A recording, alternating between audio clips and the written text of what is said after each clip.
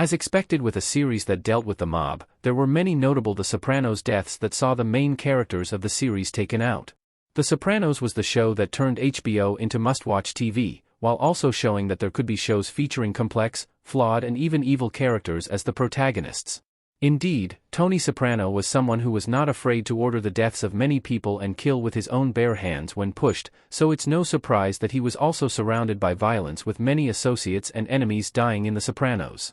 While there are many clues that Tony died in The Sopranos finale, it remains officially unconfirmed.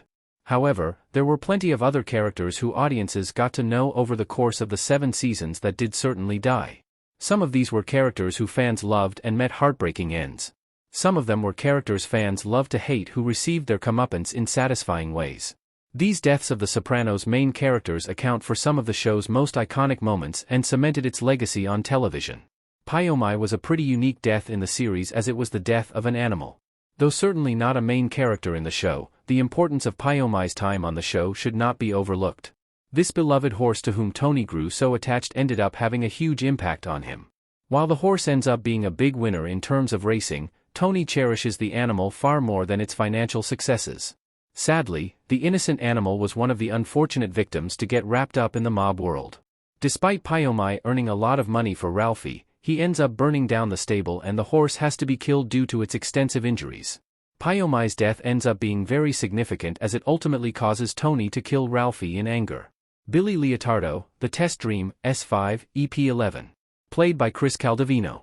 Billy and Phil Leotardo walking down the street in The Sopranos.